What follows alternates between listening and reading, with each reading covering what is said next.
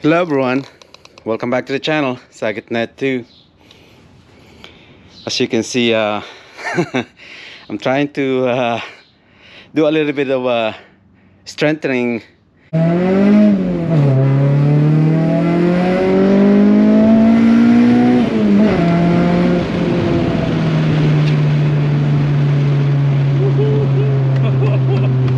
do you think? I'm good. I'm good.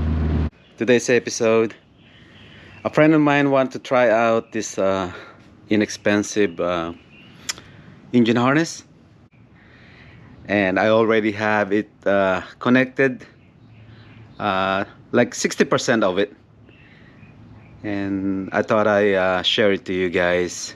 When I first time had it, well, constructions is a little bit not bad, but as I go along with it, then it's starting to show what you are getting. I actually wanted to get one of these, and I want to try it out for Miley. Just something to like experimenting and everything. The sleeve and the tape harness, it looks okay. It looks professional. But when it comes down to like name tag and all that, this is just a piece of paper. As you can see, this one right here, see, it's starting to feel off. And there is one that it got hanged up, and if I can remember, oh, right there. You can still see that yellow piece right there. Yeah, it got tangled up in there, and it came off. Yeah, there's no protection on this lettering here.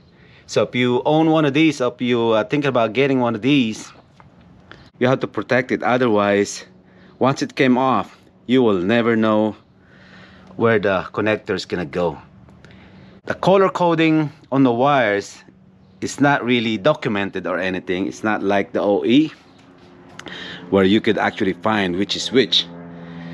So what I'm thinking of doing is just use a clear tape and roll it over.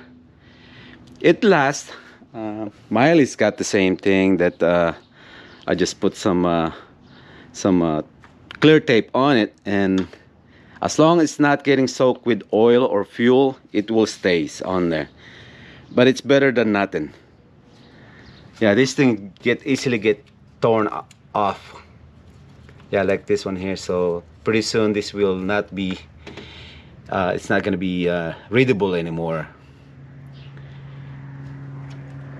The reason why he wants to change the harness, he just got this from a shop, got it freshly painted.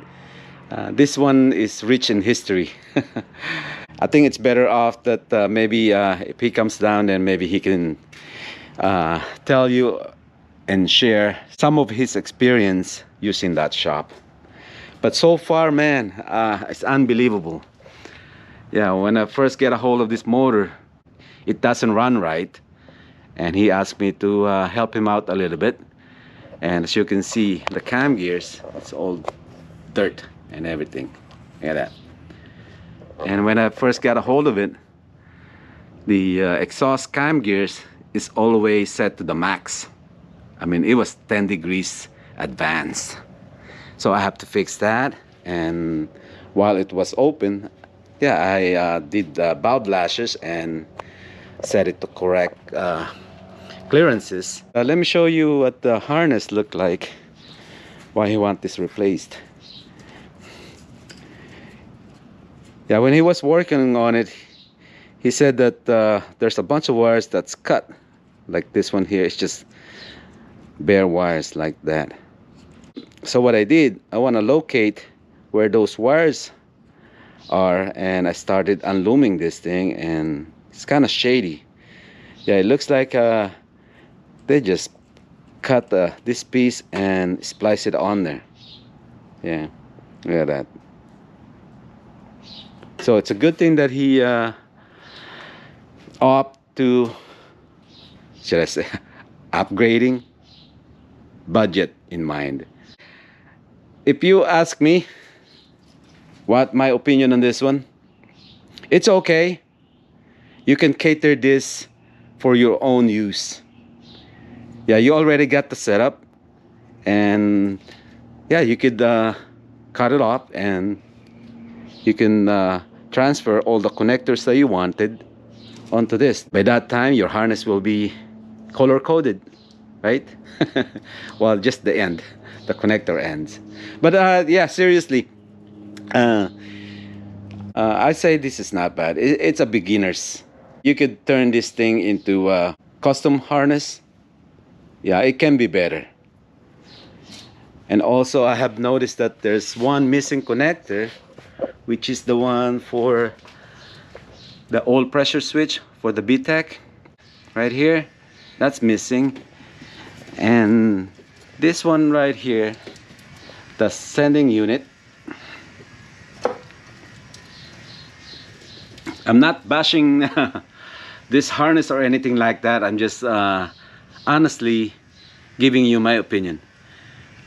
There's two of these, one for the oil pressure switch, and this one is for the coolant temperature sending unit. It's just poorly made. The other one for the oil sending unit, I have to use my crimper or my dikes to tighten it up again. But like I said earlier, you can clip the one out from the original harness, and you can always easily just connect it to here if you want to. And I did a little bit of a research on why this thing is lack of one connections for the VTEC oil pressure switch, and I have found out that the JDM ECU doesn't require any VTEC oil pressure switch. And just to verify that, there's instructions on how to do it, that A6 and D4 just need to be bridged. They need to be connected together. That way you're fooling the ECU thinking that it has an oil pressure on the system, and then it will activate the VTEC system and bypass all the oil, send it through the heads and everything, through the rocker arms, and push those locking pins out, and eventually you start VTECing. Just to verify that everything is nice and dandy, let me get set up. For some of the new beginners, there's a little bit of a schooling on how to read the pin outs. These three are the one that connect to the ECU.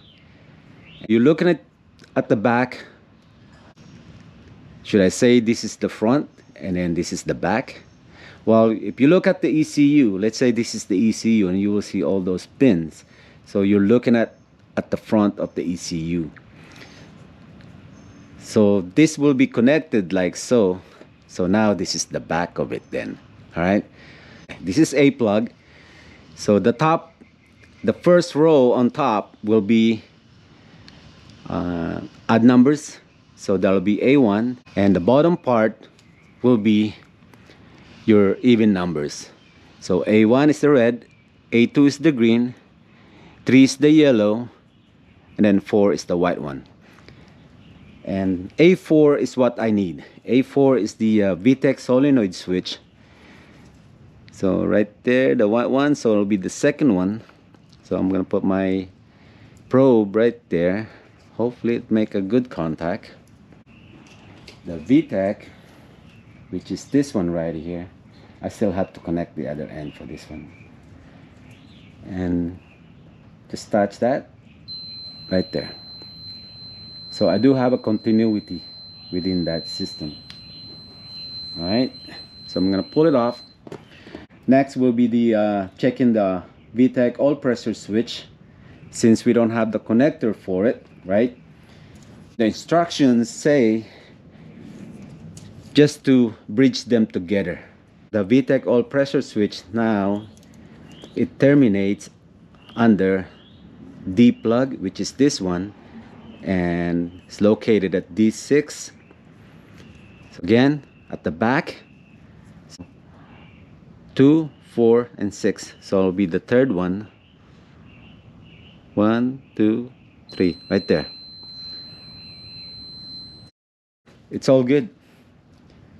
It is bridge, so they're connected together. If you are thinking about getting one of these, make sure to look at the details, because they have a description of this. Because I know some of this doesn't have the charge harness, like the big connector for the alternator, and this one is lock off one wire. I have to remove the thick wire, the one that goes for the alternator. I'm gonna have to get this one off from this one and use it. But something like this, yeah, it will work for some DIYers person. You can turn this into something useful with a little bit of modification. So I will find out in a few more days when I'm ready to get this thing started, and I'll keep you guys an update on this one. All right, thank you all for watching. That's my review on the inexpensive engine harness. This is OBD1 92 to 95 Honda Civic on a B20 VTEC setup. Bye everyone, I'll see you guys back.